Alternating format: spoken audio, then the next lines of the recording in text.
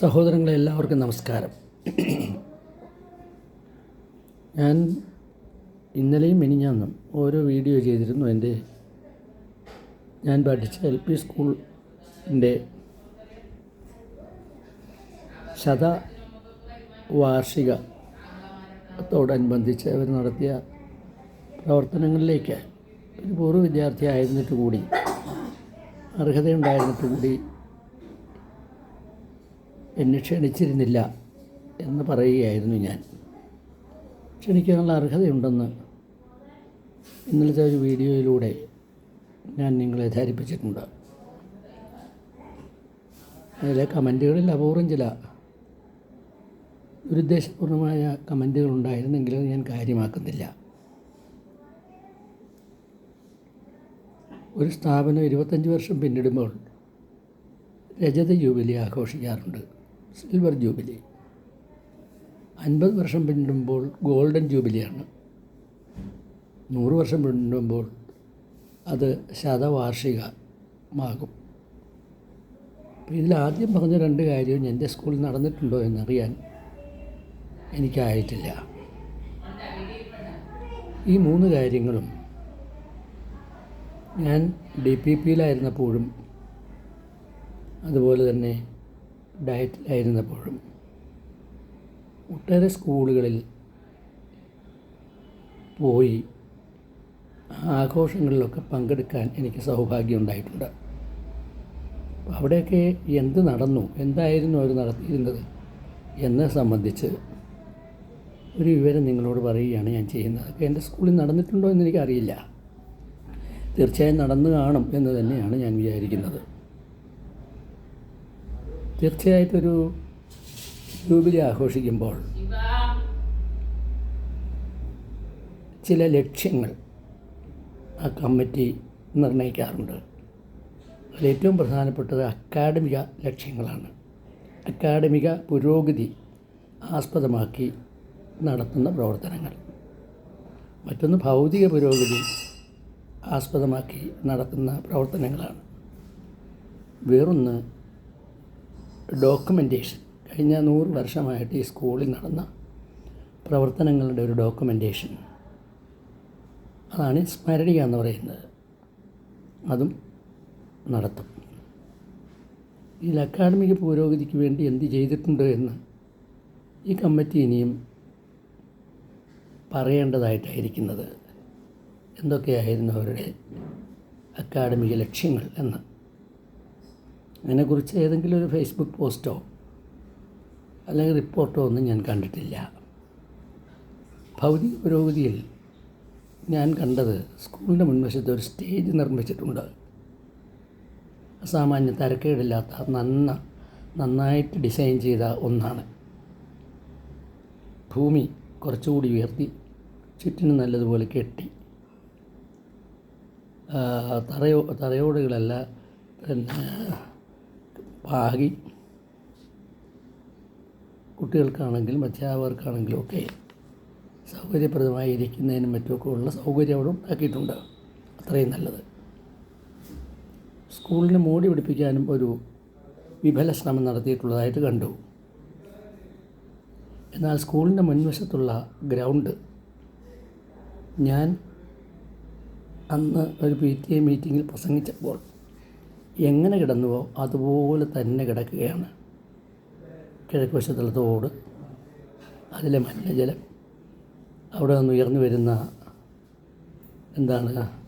മലിനവായു, ഇതെല്ലാം അതിനൊന്നും ഒരു പരിഹാരവും ഉണ്ടാക്കാതെ കടന്നു പോയിരിക്കുകയാണ്. മറ്റൊന്ന്, ഈ ഗവൺമെൻറ്, അതിപ്പോൾ ഇരിക്കുന്ന ഗവൺമെൻറ് ഒരു പ്രവർത്തനം അതിൻ്റെ 1ാം ഘട്ടത്തിൽ നടത്തുകയുണ്ടായിട്ടുണ്ട്. അത് വിദ്യാഭ്യാസ സംരക്ഷണ യജ്ഞമാണ്. അതുമായിട്ട് ബന്ധപ്പെട്ട് എനിക്ക് എൻ്റെ സ്കൂളിൽ ഞാൻ പഠിച്ചിരുന്ന സ്കൂളിൽ പോകേണ്ടി വന്നിട്ടുണ്ട്. അത് പട്ടണക്കാട് ഗവൺമെൻറ് ഹൈസ്കൂളാണ്.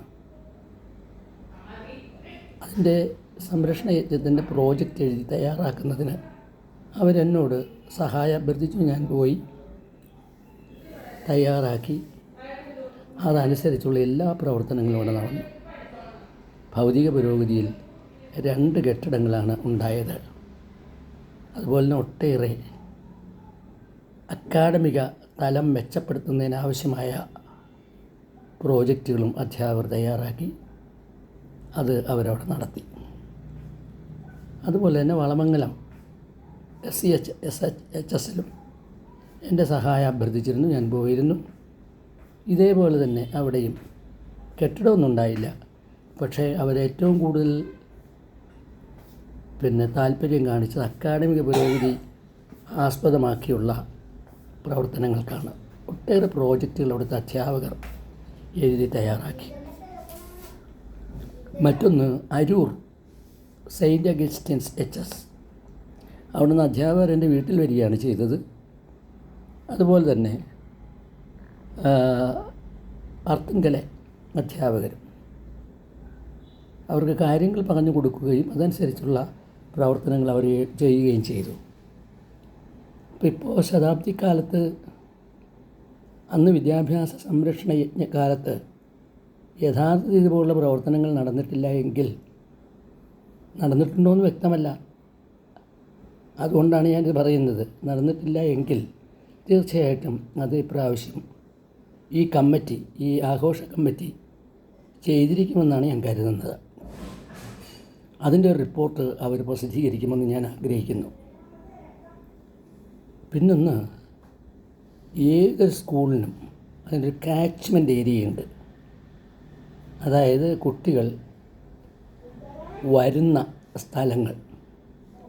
ഉദാഹരണത്തിന് നമ്മുടെ സ്കൂളിൻ്റെ, ഞാൻ പറയുന്നത് BBLPSനെ കുറിച്ചാണ്. നമ്മുടെ സ്കൂളിൻ്റെ കാച്ച്മെൻറ്റ് ഏരിയ എന്ന് പറയുന്നത് അങ്ങ് അഴീക്കൽ, അഴിമുഖം മുതൽ തെക്കോട്ട് ഏകദേശം ആറാട്ട് വഴി കടപ്പുറം കഴിഞ്ഞിട്ട് കുറച്ച് സ്ഥലം കൂടിയുള്ള സ്ഥലമാണ് ഒരു കാച്ച്മെൻറ്റ് ഏരിയ. അത് പട്ടണക്കാട് പഞ്ചായത്തിൻ്റെ 2 വാർഡുകൾ ഉൾക്കൊള്ളും. പിന്നെ ഒരു കാച്ച്മെൻറ്റ് ഏരിയ എന്ന് പറയുന്നത് നമ്മുടെ പുഴയുടെ, പൊഴിച്ചാലെന്ന് പറയുന്ന നമ്മുടെ അതിൻ്റെ നേരെ ഇക്കരെ ഉള്ള സ്ഥലമാണ്. അതിന് വിയ്യാത്ര എന്നാണ് നാമം. വിയ്യാത്ര അഞ്ചന്തറയിൽ നിന്ന് ആരംഭിച്ച് കണ്ടാകരണ ക്ഷേത്രം വരെ നീണ്ടു കിടക്കുന്നതാണ്. അതിൽ മുതുകയിലെന്നും അതുപോലെ തന്നെ കോളനി എന്നും 2 സ്ഥലങ്ങൾ കൂടി അതിൻ്റെ അകത്തുണ്ട്. അപ്പോൾ ഈ പ്രദേശങ്ങളെയെല്ലാം ജനങ്ങളെ സംഘടിപ്പിച്ച് അവരെ പ്രത്യേകമായിട്ട് വിളിച്ചു കൂട്ടി, അതായത് പ്രാദേശിക ഗ്രൂപ്പുകളാക്കി വിളിച്ചു കൂട്ടി സ്കൂളിൻ്റെ വികസന പദ്ധതി സംബന്ധിച്ച് ഒരു രൂപരേഖ അവതരിപ്പിക്കുകയും അവരിൽ നിന്ന് അംഗീകാരം വാങ്ങുകയും ചെയ്യുക എന്നുള്ളതായിരുന്നു ശതാബ്ദി കാലത്ത് ചെയ്യേണ്ട ഒരു കാര്യം. അത് നടന്നിട്ടുണ്ടോ ഇല്ലയോ എന്നുള്ളതിനെ സംബന്ധിച്ച് കൃത്യമായൊരു വിവരമില്ല. പ്രാദേശികമായിട്ട് നമ്മൾ ജനങ്ങളെ കാണുമ്പോൾ അവർക്ക് ഇഷ്ടംപോലെ പരാതികളുണ്ടാവും. സ്കൂളിനെക്കുറിച്ച് പരാതി, അധ്യാപകരെക്കുറിച്ച് പരാതി ഉണ്ടാവും, മാനേജ്മെൻറ്റിനെ കുറിച്ച് പരാതി ഉണ്ട്. അതൊക്കെ പരിഹരിക്കുന്നതിനും മറ്റുമൊക്കെ ഈ പ്രാദേശിക കൂട്ടായ്മകൾ പ്രയോജനപ്പെടുമെന്നുള്ള കാര്യത്തിൽ യാതൊരു സംശയവുമില്ല. അങ്ങനെ എന്തെങ്കിലും ഈ ആഘോഷ കമ്മിറ്റി നടത്തിയോ എന്ന് അവർ ഇനിയും പറയേണ്ടതായിട്ടാണ് ഇരിക്കുന്നത്. പിന്നെ നമുക്ക് ആദരിക്കാൻ ഒരുപാട് പേരുണ്ട്. 100 വർഷം പ്രവർത്തിക്കുമ്പോൾ ഒട്ടേറെ പ്രവർത്തനങ്ങളുടെ ഫലമായിട്ട് കുറേ നേട്ടങ്ങൾ നമുക്കുണ്ടായിരിക്കും. ഒരെണ്ണം ഞാൻ ഓർക്കുന്നുണ്ട്. അത് നമ്മുടെ KD ശിവരാജൻ ഒരു കുട്ടിയെ അപകടത്തിൽ നിന്ന് രക്ഷിച്ചതാണ്. വെള്ളത്തിൽ പോയൊരു കുട്ടിയെ അവൻ രക്ഷിച്ചു. അവൻ ഈ കമ്മിറ്റി ആദരിച്ചിട്ടുണ്ടോ എന്നെനിക്കറിയില്ല. ആദരിച്ചില്ലെങ്കിൽ ഇനി ആദരിക്കേണ്ടതാണ്.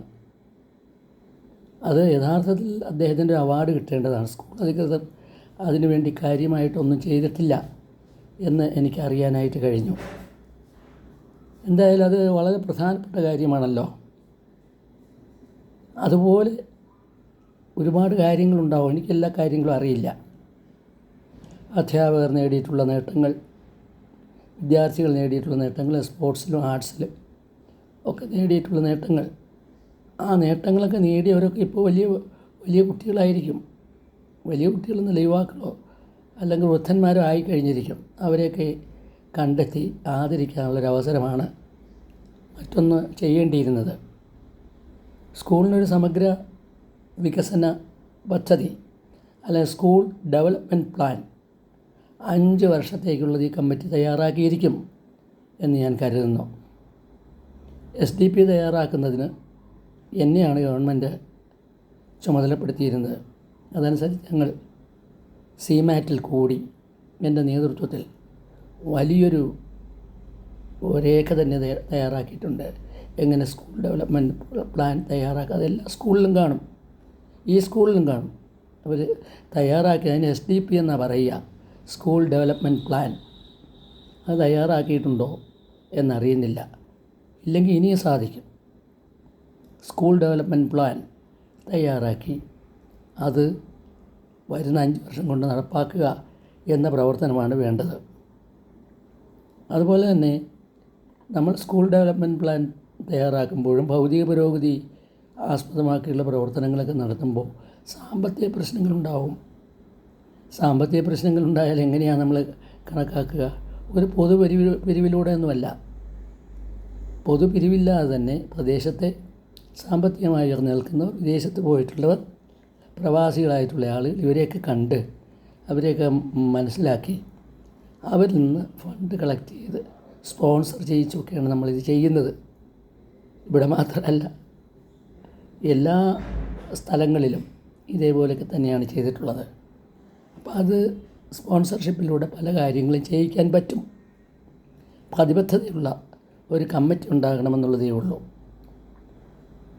ഞാൻ നേരത്തെ പറഞ്ഞതുപോലെ 5-8 പ്രാദേശിക കൂട്ടായ്മകൾ ഈ 2 വാർഡിലായിട്ട്, ഒന്നാം വാർഡും അതുപോലെ തന്നെ കണ്ഠാകരണ ക്ഷേത്രം ഉൾക്കൊള്ളുന്ന വാർഡും പിന്നെ പടിഞ്ഞാറക്കരയുള്ള 2 വാർഡുകളിലും പ്രാദേശിക കൂട്ടായ്മകൾ ഉണ്ടാകുമ്പോൾ അവിടെ നമുക്ക് ഈ സ്കൂൾ ഡെവലപ്മെൻറ്റ് അവതരിപ്പിച്ച് അവരുടെ അഭിപ്രായങ്ങൾ തേടാനായിട്ട് സാധിക്കും. ചിലപ്പോൾ അതിൽ സന്മനസ്സുള്ള ആളുകൾ ചില കാര്യങ്ങൾക്ക് സ്പോൺസർഷിപ്പും ഏർപ്പെടുത്താൻ തയ്യാറായെന്ന് വരും. അപ്പോൾ ഇതൊക്കെയാണ് സാധാരണ ഞാനൊക്കെ ഡയറ്റിലുണ്ടായിരുന്നപ്പോൾ പ്രവർത്തന കാലത്തെ നാഴികക്കല്ലുകളായ 25, 50, 100 വർഷങ്ങളിൽ സംഘടിപ്പിക്കുന്ന ആഘോഷ കമ്മിറ്റികൾ ചെയ്തുകൊണ്ടിരുന്നത്. അതൊക്കെ ഇവിടെ ചെയ്തിട്ടുണ്ടാകുമെന്ന് ഞാൻ വിചാരിക്കുന്നു. മറ്റൊന്ന് ഡോക്യുമെൻറ്റേഷനാണ്. ഡോക്യുമെൻറ്റേഷൻ എന്ന് പറഞ്ഞാൽ ഒരു സ്കൂൾ 100 വർഷം പ്രവർത്തിക്കുമ്പോൾ അവർ ഒരുപാട് രേഖകൾ ഉണ്ടാകില്ലേ? ഉണ്ടാകേണ്ടതാണ്. ഉദാഹരണത്തിന് രാമകുഞ്ഞുവാദ്ധ്യാരുടെ പേരിലുള്ള സ്കോളർഷിപ്പ്, അതിനവിടെ ഞാൻ തന്നെ നേരിട്ട് ഹെഡ് മാസ്റ്ററുടെ ഏൽപ്പിച്ച 2 രേഖകളുണ്ട്. ഒന്ന് ഈ ബാങ്കിൽ ഡെപ്പോസിറ്റ് ചെയ്ത തുകയുടെ സർട്ടിഫിക്കറ്റാണ്. മറ്റൊന്ന് അദ്ദേഹത്തിൻ്റെ ഒരു പടവും അദ്ദേഹത്തെക്കുറിച്ചുള്ളൊരു കുറിപ്പും അടങ്ങുന്ന ഒരു ഫോട്ടോ ആണ്. ഒരു ഫോട്ടോയാണ്. അത് 2 അവിടെ കാണും. അപ്പോൾ അതൊക്കെ ഈ സ്മരണീയയിലേക്ക് വരുമല്ലോ. അതുപോലെ ഒരുപാട് കാര്യങ്ങൾ എന്തൊക്കെയാണെന്ന് എനിക്ക് പറയാൻ അറിഞ്ഞുകൂടാ. അത് സ്കൂളിനാണ് പറയേണ്ടത്. ഇന്ന രേഖകൾ ഇവിടെയുണ്ട്, അത് കൊടുക്കണമെന്നുള്ളത്. അപ്പോൾ ഇങ്ങനെ കൃത്യമായിട്ടുള്ള ഒരു രേഖപ്പെടുത്തലാണ് സുവനീറിൽ വരേണ്ടത്. വന്നിട്ടുണ്ടാകുമോ എന്നുള്ളതിനെക്കുറിച്ച് ഞാൻ നാളെ പറയാം. ഇങ്ങനെ വളരെ ചിട്ടയോടുകൂടി പ്രവർത്തിക്കുകയാണെങ്കിൽ നമുക്ക് ഒരു ജൂബിലിയിലൂടെ അല്ലെങ്കിൽ ഒരു ശതാബ്ദി വാർഷികത്തിലൂടെ ഒട്ടേറെ കാര്യങ്ങൾ സ്കൂളിന് വേണ്ടി ചെയ്യാൻ പറ്റും.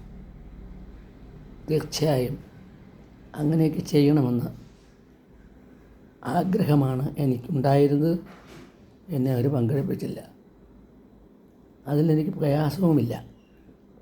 ഇപ്പോൾ ചിലർക്ക് വന്ന് ഞാൻ നടത്തിയ പ്രഭാഷണമൊക്കെ കേട്ടിട്ട് ചില കുത്തുവാക്കുകളൊക്കെ പറയുമ്പോൾ എന്തു പറയാനാണ്, ഞാനൊന്നും പറയുന്നില്ല. അവരവരുടെ രീതിയിൽ സംസാരിക്കുന്നു എന്നുള്ളതേ ഉള്ളൂ. പിന്നെ ഒരു കാര്യം കൂടി ഞാൻ പറയാൻ ആഗ്രഹിക്കുന്നു.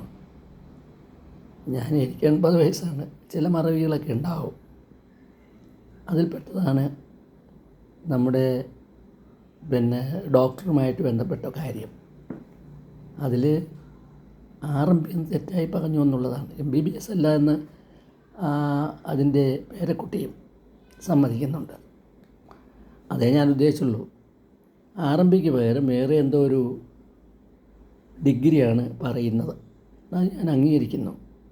അങ്ങനെ പറയാനിടയായതിൽ ഞാൻ ഖേദിക്കുന്നു. ഞാൻ അവരോട് സോറി പറയുന്നു. ഇത്രയൊക്കെയാണ് എനിക്കിപ്പോൾ പറയാനുള്ളത്. നാളെ നമുക്ക് ഈ സുവനീറിൽ എന്താണ് സംഭവിച്ചിരിക്കുന്നതെന്ന് പരിശോധിക്കാം. Thank you all.